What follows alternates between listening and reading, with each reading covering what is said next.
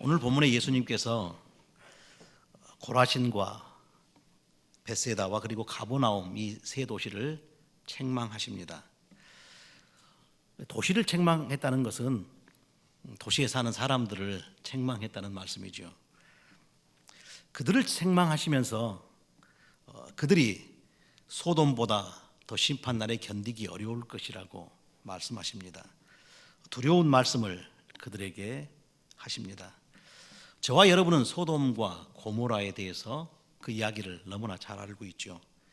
죄 때문에 유황불이 하늘에서 쏟아졌고 그리고 멸망해버린 이 저주받은 도시의 상징처럼 저희가 소돔과 고모라를 기억하고 있습니다.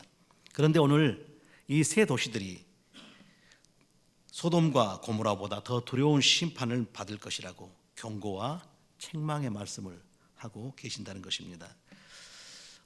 예수님께서 이 세 도시에 대해서 이렇게 경고와 책망 그리고 심지어는 두려운 이야기죠. 소돔보다 더 중한 심판을 받을 것이라고 그렇게 이 두려운 말씀을 하시는 이유가 무엇일까요?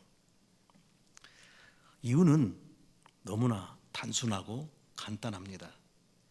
그들이 예수님이 행하시는 권능, 즉 예수님이 그 땅 가운데서 이적과 기사를 행하셨는데 그들이 그것을 보고도 회개하지 않았기 때문이라고 말합니다. 그들이 예수님이 행하시는 기적과 이적을 보고도 회개하지 않았기 때문에 그들이 소돔보다 고모라보다 더 중한 심판을 받게 될 것이라고 이야기하시는 것입니다. 저는 본문을 묵상하면서 이상한 질문을 좀 가져보았습니다. 예수님께서 기적과 이적을 많이 행하셨습니다. 그런데 기적과 이적을 행하신 후에 예수님께서 그 도시들에게 요구해야 하는 것은 회개가 좀 어색하지 않는가 생각하는 거죠. 왜냐하면 이적과 권능을 많이 행했기 때문에 예수님께서 그 도시의 사람들에게 요구하는 것은 예수님을 믿는 믿음을 요구해야 되지 않습니까? 내가 그렇게 이적을 많이 행했는데도 너희가 나를 도무지 믿지 않는다라고 말했다면, 믿음에 관해서 이야기했다면 좀 더 이해가 쉬울 것 같습니다. 그런데 조금 엉뚱하고 어색한 것을 요구하시죠. 그게 무엇이냐면 회개를 요구하셨다는 사실입니다. 왠지 뜬금없는 요구처럼 보여집니다.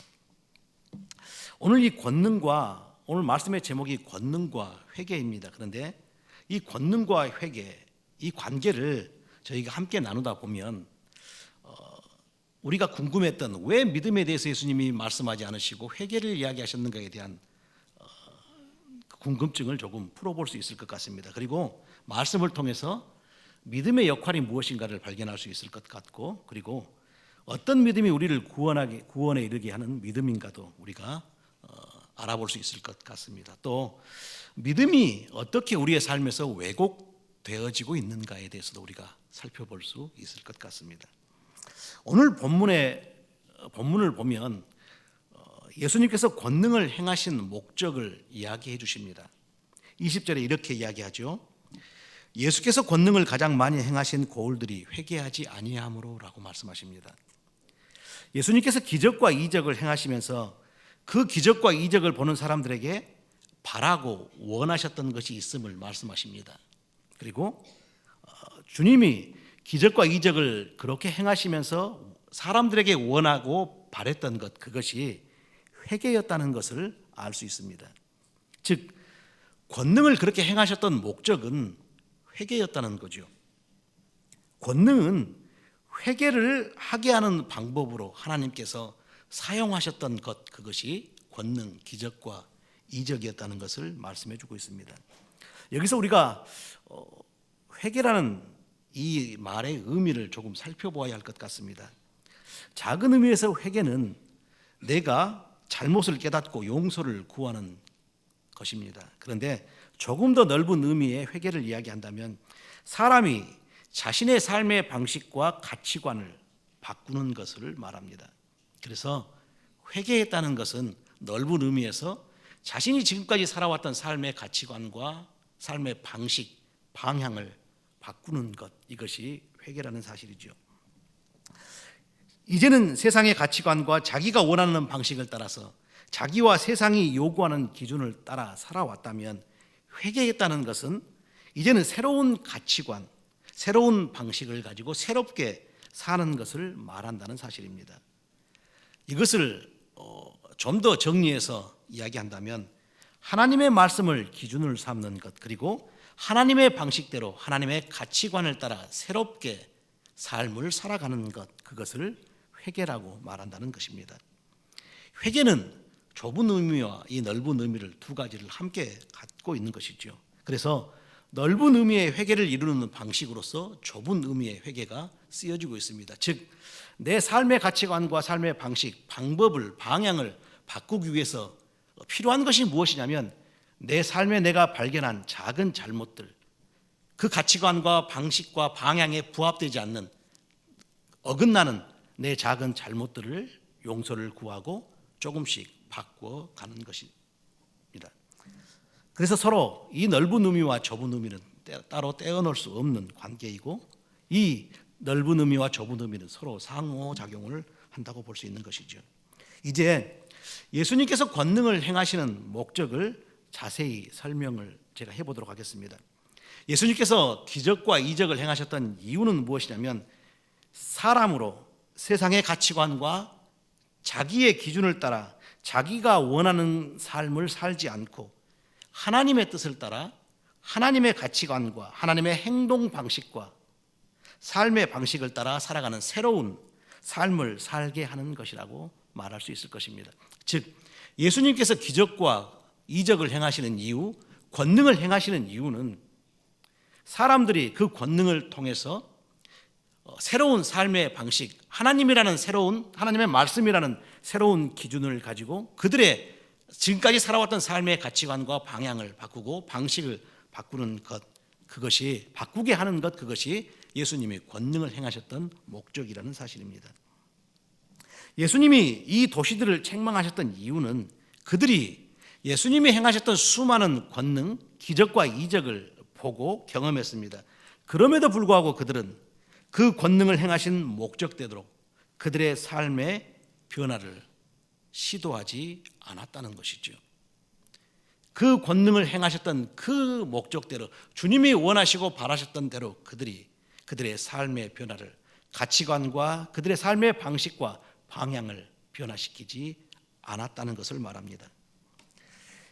그렇게 그 권능을 보고 경험했음에도 불구하고 그들은 그들의 삶을 바꾸지 않았었죠.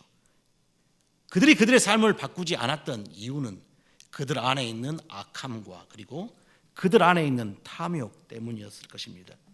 그리고 그렇게 예수님의 권능과 예수님의 기적을 보고도 그들의 악함과 탐욕 때문에 그들의 가치관과 삶을 바꾸지 않았던 그들에게, 그 도시들의 예수님께서 그들이 받아야 할 심판이 무엇인가에 대해서 설명을 했던 것이죠.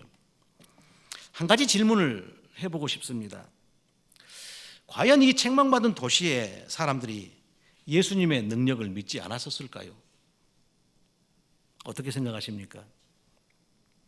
그들은 예수님이 행하시는 일을 보고 경험했었습니다. 그들은 예수님의 능력을 보았었습니다. 그리고 경험했었죠. 그렇기 때문에 그들은 예수님의 능력을 믿었을 것입니다. 이 질문이 중요한 이유가 있습니다. 그들이 그 능력을 보고 경험함을 통해서 예수님이 그들이 상상할 수 없는 하나님만이 행할 수 있는 능력을 가진 분이라는 것을 알고 그들이 믿었을지라도 그 믿음이 소돔과 고모라가 당한 심판, 그 더한 심판으로부터 그들을 건지지 못한다는 사실입니다. 그들이 그들의 동네에 오셔서, 마을에 오셔서 예수님이 하셨던 수많은 기적과 이적을 보았어요. 부인할 수 없는 것이죠. 자신들의 눈앞에서 일어났던 일들입니다. 자신들이 수십 년 동안 보았던 사람들이 치료되어지고 회복되어지는 걸 보았습니다. 예수님이 그 능력을 가졌다는 것을 믿었어요. 그런데 그 예수님에 대한, 예수님의 그 능력을 믿는 믿음은 그들을 소돔과 고모라의 심판으로부터 그들을 건져주지 못하고 피하지 못하게 했다는 사실이죠. 여기서 예수님께서 권능을 행하신 후에 예수님의 능력을 믿는 믿음을 요구하지 않으시고 회개를 요구하신 이유를 우리가 발견할 수 있을 것 같습니다. 믿음에는 그 결과에 따라 두 가지가 있습니다. 하나는 무엇이냐면 예수님을 믿고 회개에 이르는 믿음과 예수님의 권능을 보고 그 능력을 믿습니다. 그러나 회개에 이르지 않는 믿음이 있다는 겁니다.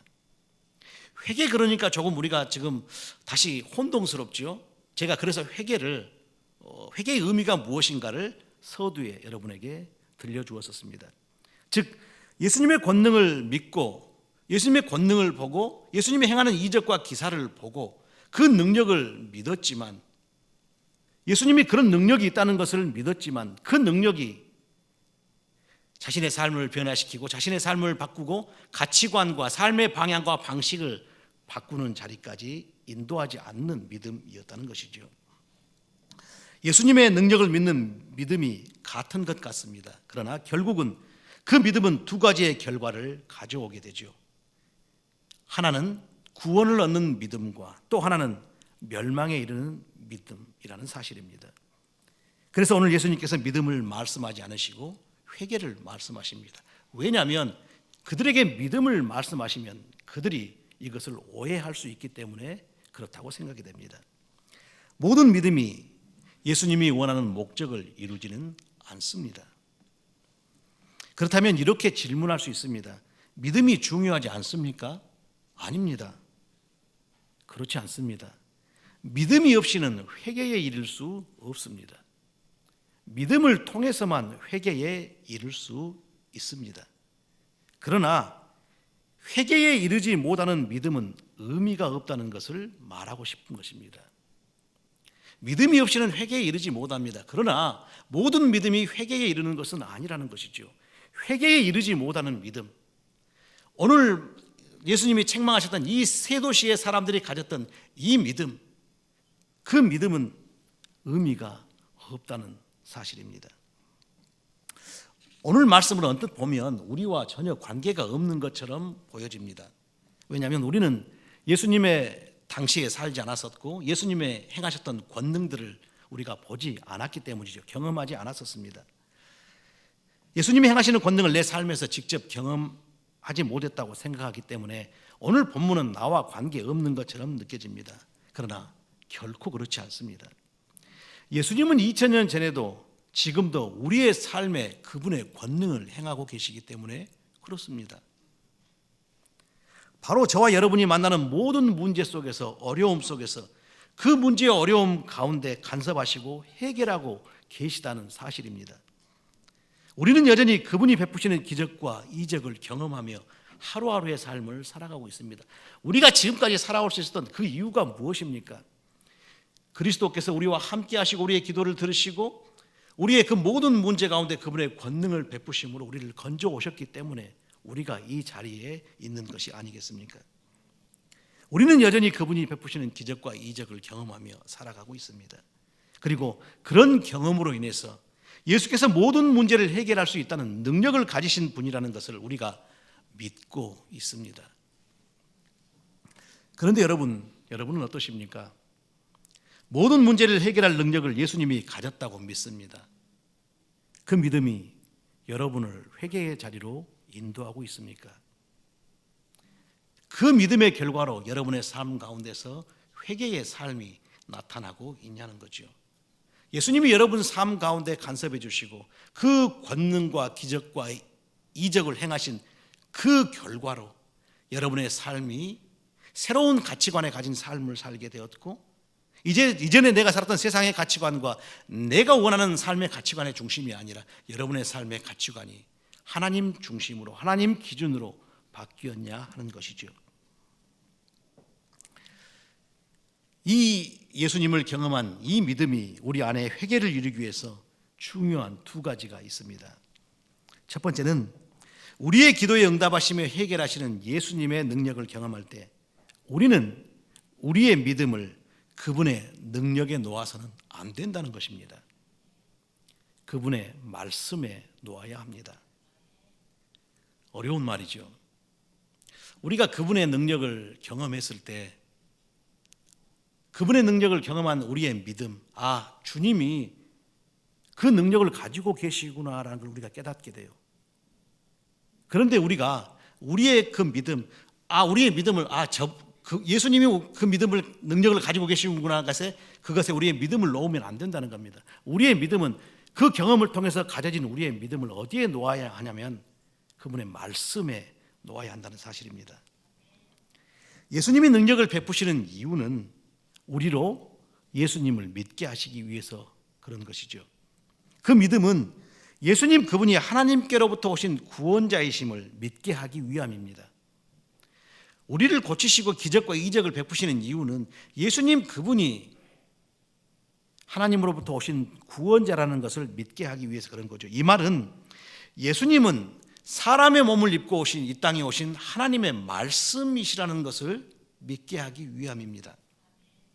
즉 그분의 말씀이 우리를 하나님의 나라로 영생으로 인도할 수 있는 진리라는 것을, 그래서 그 말씀에 순종해서 그 말씀에 따라 살면 영생에 도달한다는 것을 믿게 하시기 위해서, 그분이 그 영생과 하나님의 나라를 주실 수 있는 능력이 있는 분이시라는 것을 믿게 하기 위해서 그 이적과 기적을 행하신다는 사실입니다. 그것을 위해서 하나님 외에는 행하실 수 없는 능력을, 권능을, 기적을 우리의 삶에 베푸시고 계신 것입니다. 그런데 우리는 자꾸 그 능력을, 그 믿음을 그 능력에만 초점을 맞춘다는 것이죠. 그분의 능력이 우리의 믿음을 두면 우리는 주님의 능력을 이 땅에서 내가 더 원하는 삶을 살아가기 위한 도구로 사용하게 됩니다. 이해하시겠습니까? 그분의 능력을 경험하면서 그분이, 예수님 그분이 정말 능력 있는 분이시구나, 내가 그분의 능력을 믿어야 되는구나, 그러면서 우리가 그 능력을 추구하고 구하는 것에 우리의 관심을, 우리의 마음을 두어버린다는 사실입니다. 그분의 능력을 경험하면 경험할수록 더 큰 능력과 나타남을 요구하게 됩니다.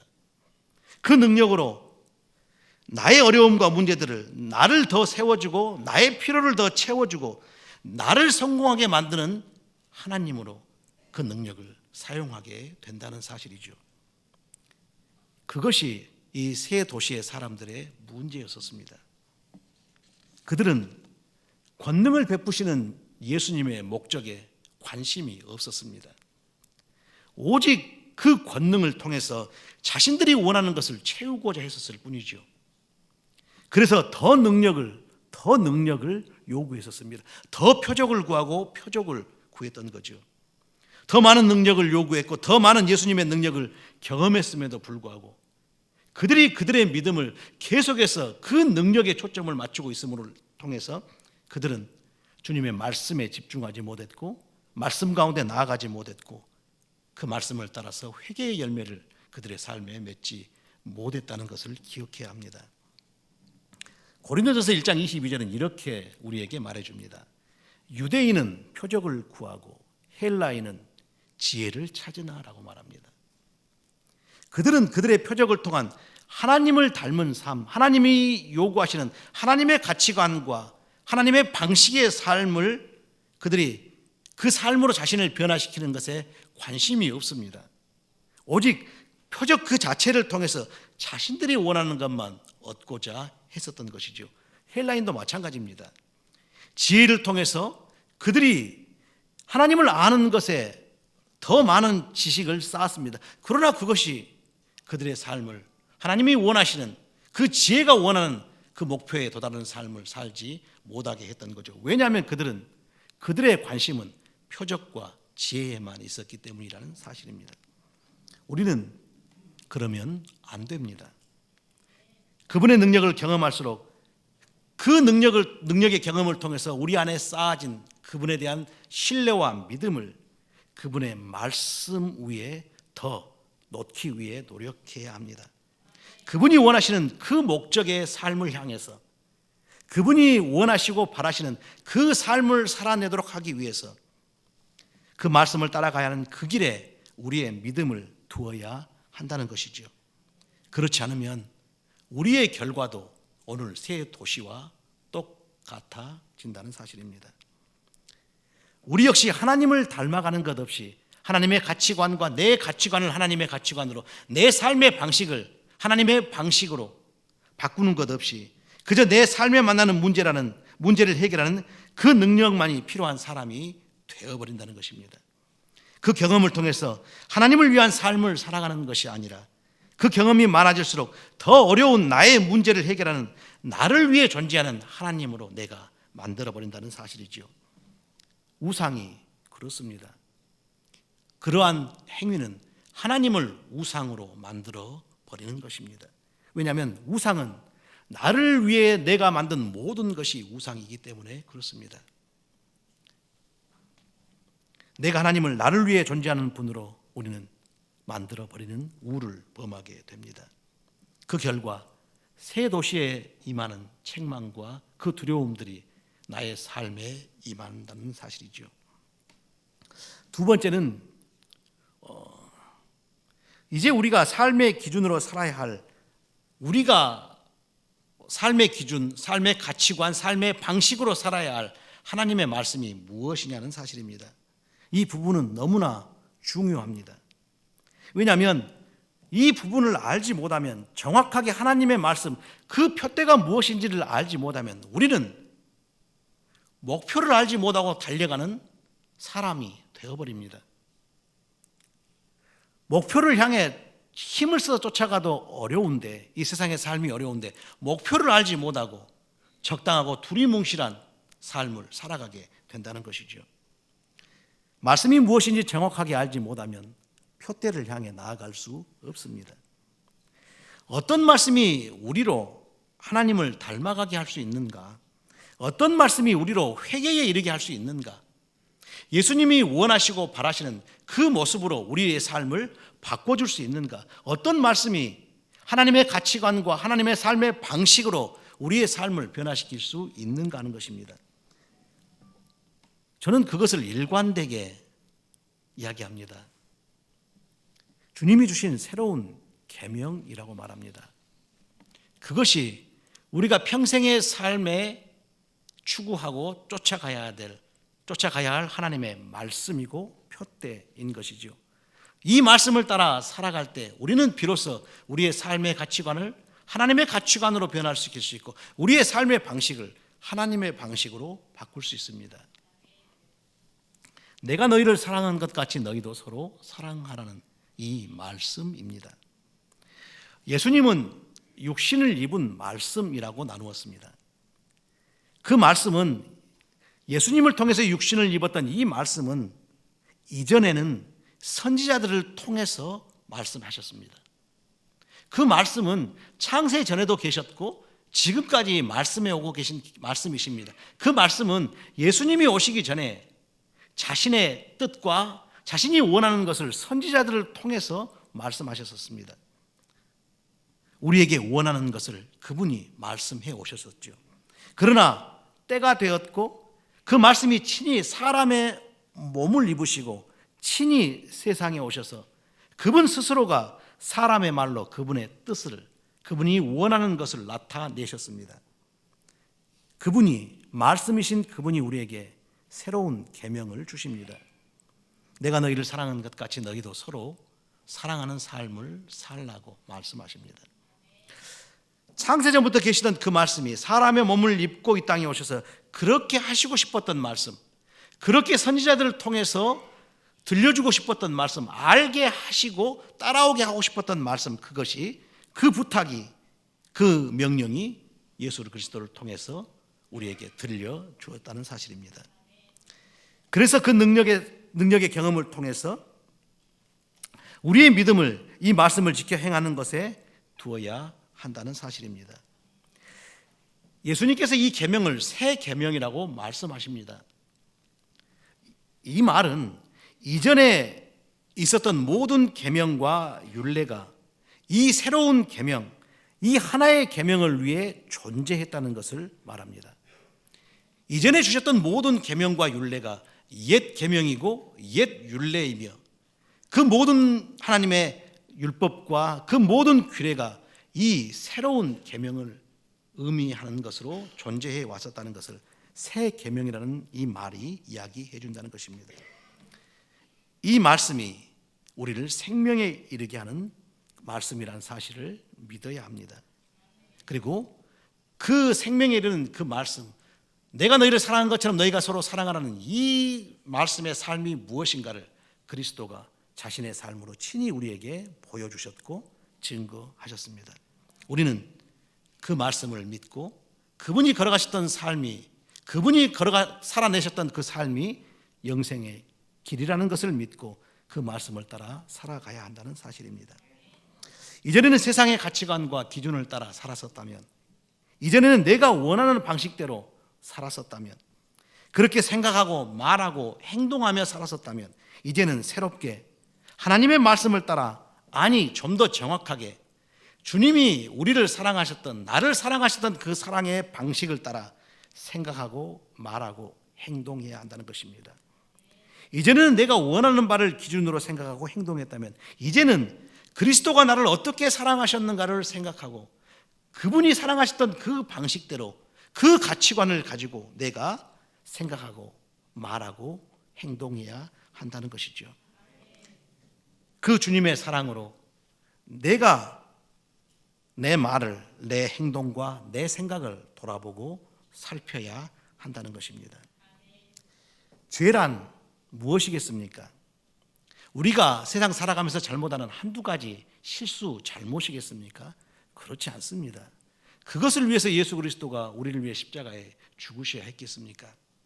죄란 내가 그렇게 지금까지 세상의 기준과 가치관으로, 내 기준과 내 가치관으로 말하고 행동하며 살았던 그 모든 순간순간들, 그 모든 생각 하나하나, 그 모든 말 하나하나, 그 모든 행동 하나하나, 그것이 죄였었다는 사실입니다. 그렇게 내 가치관과 내 기준으로 내가 원하는 바를 위해서 생각하고 말하고 행동했던 모든 것들이 하나님 앞에서 죄였다는 사실, 바로 그 사랑하라는 말씀이 그것이 죄였다는 것을 고발한다는 것입니다. 내 안에 내가 알지 못했던, 감추어졌던 그 수많은 죄들을 이 말씀이, 이 주님의 새로운 계명이 드러나게 한다는 것이죠. 내가 고쳐야 할, 바꿔야 할 삶의 방식이 무엇인가를 이 말씀이 내게 알게 해준다는 사실입니다. 그 말씀을 통해서, 그 말씀을 따르는 삶을 통해서 내 생각과 내 말과 내 행동이 변화되어지고 주님을 닮아가게 되는 것입니다. 그 말씀에 순종하는 삶을 통해서입니다. 이것이 오늘 권능과 믿음과 회개의 관계입니다. 권능의 행함을 통해서 예수 그리스도는 우리에게 그분의 능력이 무엇인지를 깨닫게 하셨고, 그 능력을 우리가 깨달음으로써 우리가 그 능력을 통해서, 그 경험을 통해서 우리가 우리 안에 생겨진, 만들어진 그 믿음을, 그 말씀에 우리가 그 믿음을 둠으로써 그 말씀을 따라 우리의 삶을 변화시켜 나가는 것, 그것이 오늘 예수 그리스도께서 우리에게 행하신 권능의 목적이었다는 것이죠. 그리고 그 목적을 이루는 도구로서 우리에게 주님의 권능을 믿는 믿음을 주셨다는 사실입니다. 그래서 갈라디아서 5장 6절, 제가 자주 이야기합니다. 하나님이 인정하시는 믿음은 오직 하나라고 갈라디아서 5장 6절은 이야기합니다. 그 믿음은 반드시 사랑으로 자신을 나타낸다고 말합니다. 사랑으로 역사하는 믿음, 그 믿음을 하나님은 인정하는 믿음이라고 말씀하십니다. 고린도서 13장도 동일한 말씀을 하십니다. 내가 예언하는 능력이 있어 모든 비밀과 모든 지식을 알고 또 산을 옮길 만한 모든 믿음이 있을지라도 사랑이 없으면 내가 아무것도 아니요라고 말합니다. 그런 모든 것을 아는 예언의 능력으로 모든 비밀과 지식을 안다 한들, 또 내가 하나님의 능력을 많이 경험해서 산을 옮길 수 있다는 것을 믿는 믿음을 내가 가지고 있을지언정 그것이 아무 유익이 없다는 것입니다.